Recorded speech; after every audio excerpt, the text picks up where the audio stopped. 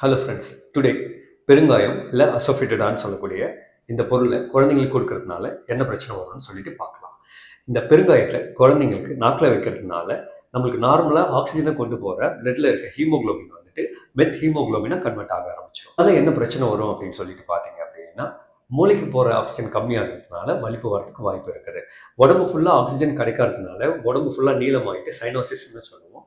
நுரையீரலுக்கு போகிற ஆக்சிஜன் சுத்தமாக கம்மியாகிறதுனால மூச்சுத்திணறல் வரதுக்கும் வாய்ப்பு இருக்குது. இதை மோஸ்ட்லி வயிறில் கேஸ் இருக்குது, ப்ளோட்டிங் இருக்குன்னா தான் இதை யூஸ் பண்ணுவாங்க. இதை பிறந்த குழந்தைங்களுக்கு தயவு செஞ்சு யூஸ் பண்ணாதீங்க. அப்படி நம்ம ப்ளோட்டிங் ஆகுதுன்னா என்ன பண்ணலாம் சார்? ஜஸ்ட் சிம்பிளாக குழந்தைய தோலில் வச்சுக்கிட்டு பர்பிங்னு சொல்லுவோம், மேலே வச்சு தோலில் வச்சு தட்டுவோம் இல்லையா, அது மாதிரி பண்ணலாம். ரெண்டாவது, குழந்தைய அப்ரைட் பொசிஷனில் வைங்க. அப்ரைட்னா நேராக குழந்தைய நிற்க வைக்கிற மாதிரி குழந்தைய மார்பில் போட்டு வச்சுக்கணும். அப்படி போடும்போது ஆட்டோமேட்டிக்காக அந்த கேஸ் பிரச்சனை ரிலீவ் ஆகிறதுக்கு நிறைய சான்சஸ் இருக்குது. குழந்தைங்களோட அப்டமன், குழந்தைங்களோட வயிறு பகுதி வந்துட்டு ரொம்ப சாஃப்டான பகுதி. அது 6 மாதம் வரைக்கும் தாய்ப்பால் மட்டும்தான் கொடுக்கணும்.